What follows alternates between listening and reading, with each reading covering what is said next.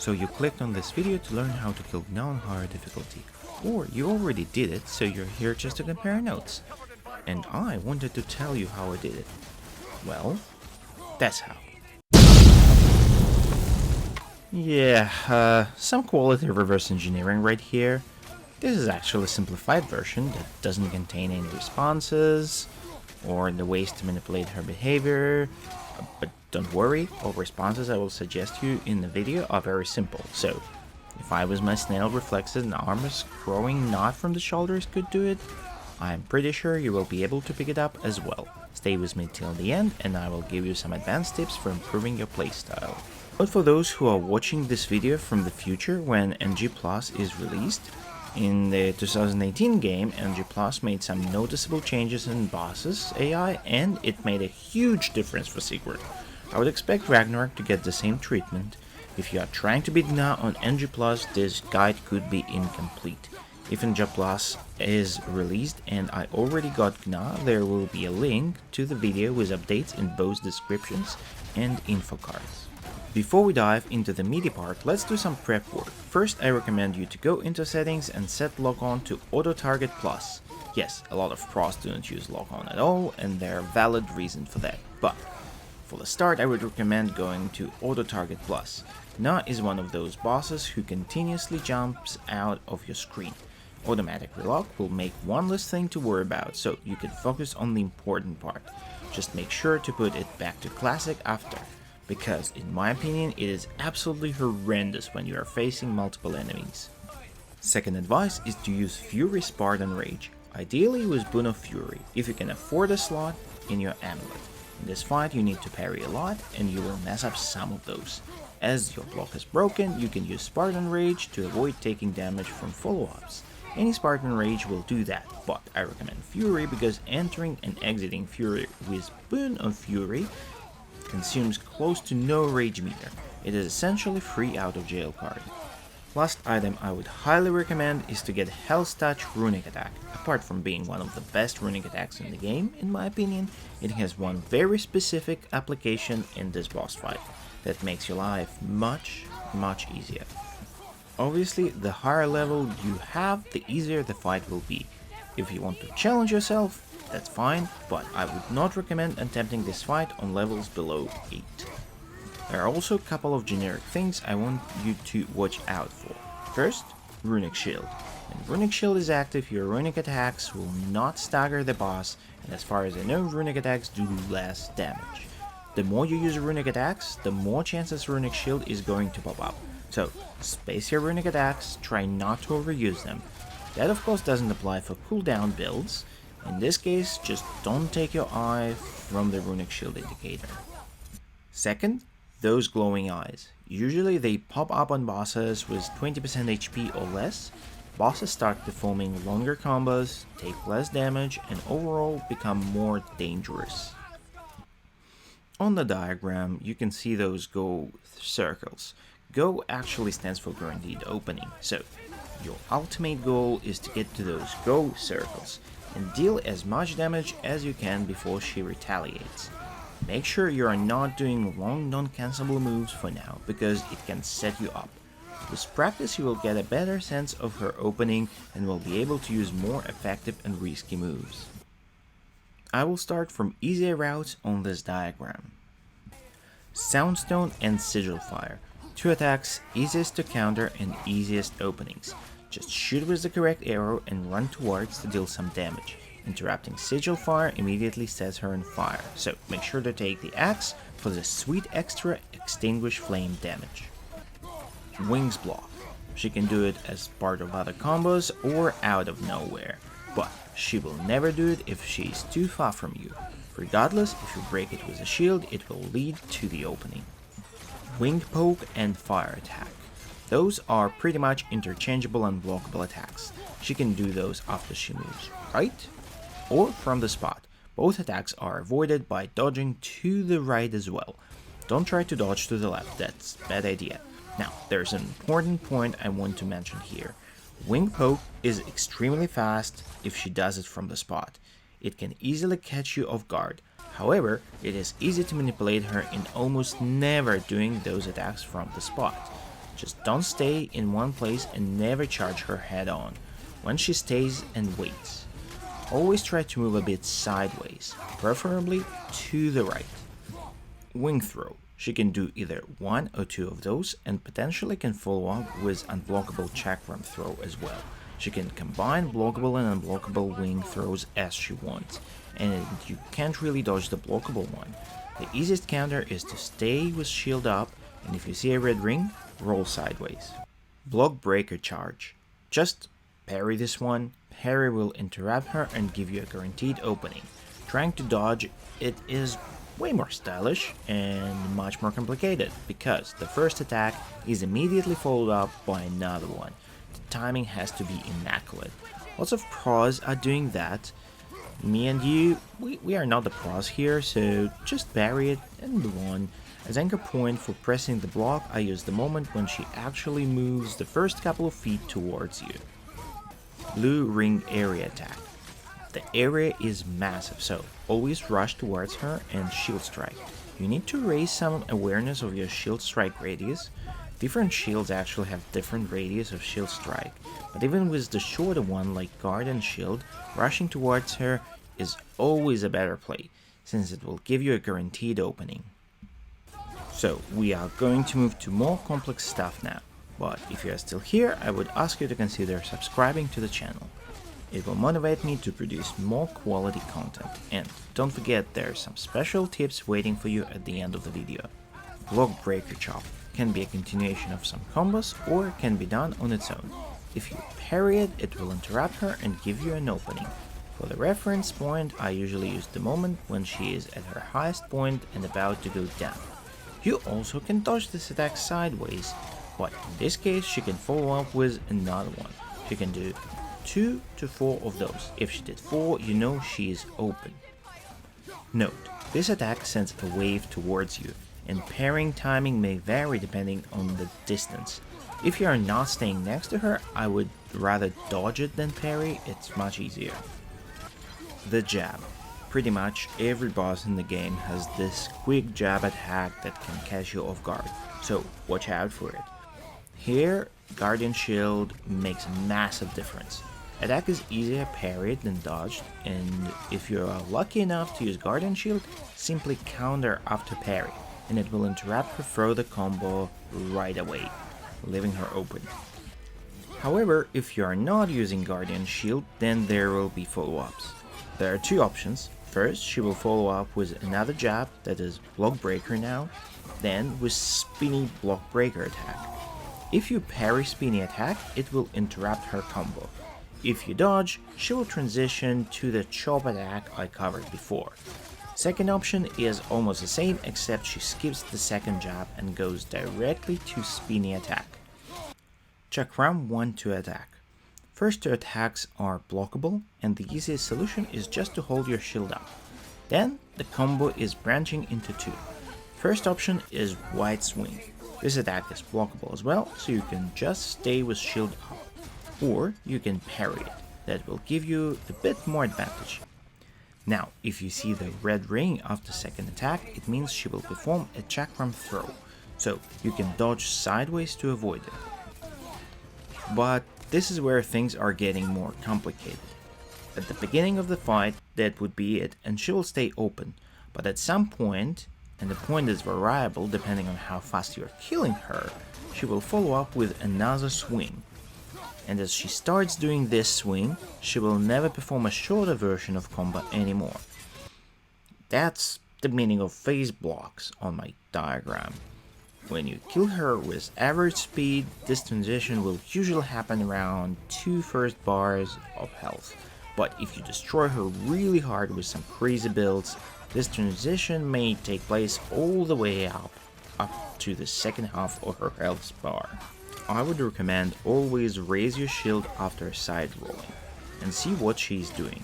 This will guarantee your safety and it will give you an opening anyway. Similar scenario will apply for all other chakram throws where she does this a bit of jump before throwing them. She can do this move on the spot or as follow-up to some combos.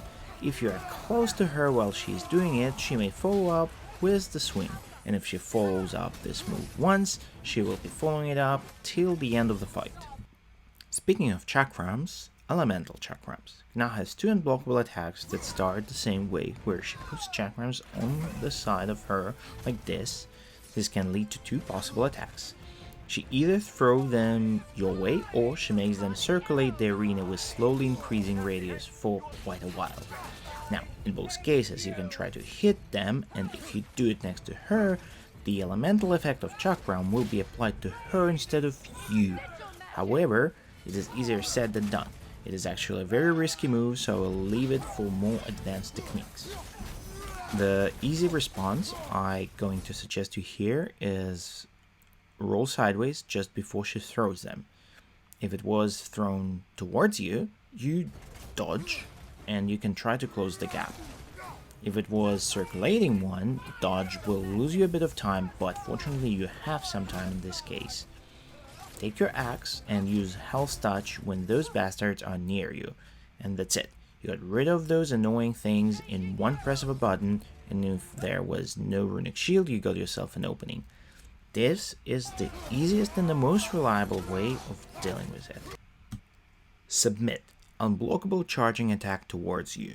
You need to roll sideways to avoid it. But then there's this trick with phases again. At the beginning, it will be it. She will do one attack and then stay open. However, as you play, she will actually start performing follow-ups.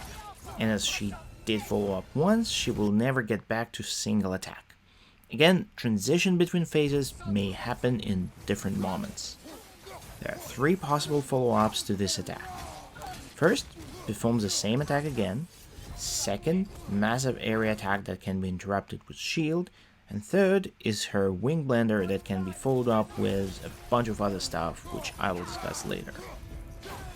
The most scary follow-up is exactly the wing blender. It will catch you up if you try to dodge, and it comes out really fast. But because it's the only fast follow-up, all we need to do is to already stay in with shield up. You have enough time to react to other two. She does submit attack, dodge, then immediately raise the shield. If she does another submit, roll again. If she does blue ring one, run towards her and interrupt. Both will give you an opening. And if she does blender, well, you are already staying with shield up and prepared. For Asgard, there are two versions of this attack. One is where she immediately lands. You basically need to roll immediately as you hear Asgard, or the one with Bifrost Barrage. This one is a bit more tricky. Always roll immediately, and if you see Bifrost, count 1, 2, and then roll again. I swear to God, I have seen one occasion when she mixed those, but I couldn't find footage. But usually she is doing instant one first half of the fight, then the one with barrage for a bit, and then in the end, when she has about 2 bars of health left, she switches back to instant one. When this attack is not part of the combo, she can perform it 1 to 3 times. If she performed it 1 or 2 times, she would usually fall back and transition into another attack. But if she did it all 3 times, this is your guaranteed opening. Fly Kick. At the beginning, it will always start with a blockable attack and follow up with an unblockable attack. Combo will end here. Block, parry or dodge the first one, then count skip and then roll sideways. If you are a happy user of Guardian Shield, counter will interrupt her second attack, but don't get too comfortable with that because there are more variations. First, she can follow up the unblockable with the spinny attack we discussed before. That can be followed up by chop attacks if you do not parry it. She can short circuit that and start combo with unblockable kick straight away. And the last one, after blockable kick, she will fall back and come back to you with a blender attack. And all that stuff that follows up. After you see this variation, it is going to be the only variation. To counter it, immediately raise the shield as you see her falling back, so you can block blender. Note for users of Guardian Shield, the counter will not interrupt her falling back and doing blender, so watch out for this. Okay guys, I know the video is going for quite a bit and there's a lot of information, but stay with me for a bit longer, just the last stretch. Also, if there are any other boss you want me to cover in God of War Ragnarok, put it in a comment. The Berserker King obviously on the table. I have a lot of footage of this. That's like, I will do it anyway. It's not going to be too hard, but if there's someone else, Berserker Trio, anyone, then yeah, put it in a comment and I will see what I can do. For now, we are getting to this part of the diagram. So, Gna can start moving right or left. She can do it from the spot or after performing Bifrost Barrage. There's not a lot of difference between those two options. Barrage is easily avoidable by moving sideways. No need to roll or dodge. But there's a thing. We need to raise awareness of our space to the right. Because as we know, if she moves to the right, she will perform the wing poke, which we need to dodge to the right as well.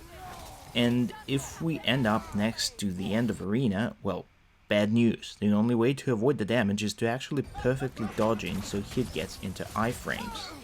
And this is way harder to do. So if you don't have a lot of space to the right, when you see that a barrage, move to the left to avoid this situation. We already covered the move to the right. It is either wing poke or fire attack. Both are easily avoidable by simply dodging to the right. And then she's open. If she goes left, there are three options. Wings 1-2, Blender, or Chakram Throw. Wings 1-2 and Blender are usually faster to come out and both are blockable. So when you see her move to the left, raise the shield, and if you see a red ring, roll sideways. If you somehow ended up close to her when she performed the Chakram Throw attack, she may follow it up with a swing, but usually she is not that close to you when moving sideways. Wings 1-2. Oh, by the way, she actually can do Wings 1-2 from the spot. So she does 2 attacks, then skips a bit, and then another 2 attacks. All of those attacks are blockable, so just stay with your shield up. Now, I spotted 4 possible follow-ups for this attack. Fire attack, you dodge it to the right. Wings block, you shield strike it. The block breaker chop, try to parry it or roll sideways. And fall back, and Blender. As you see her fall back, raise the shield up to be ready for Blender.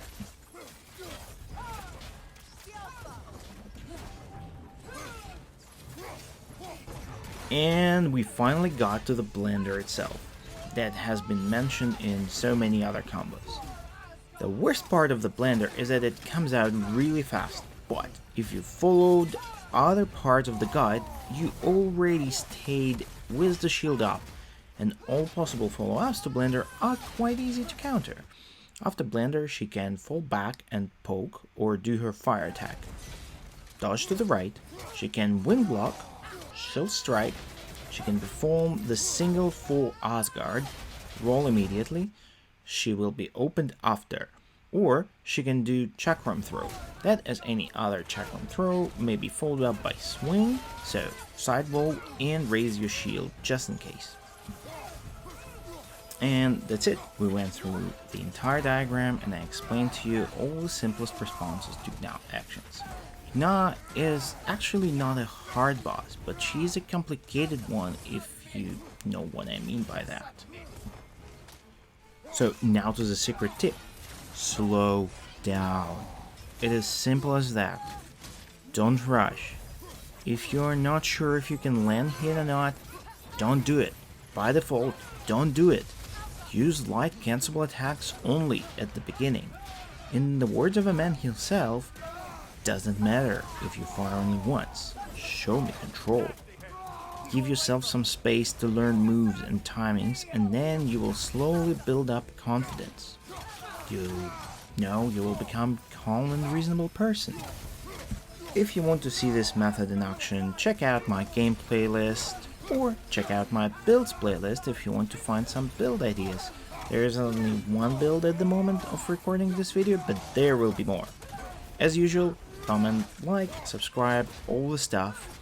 Thank you for watching and see you in the next video.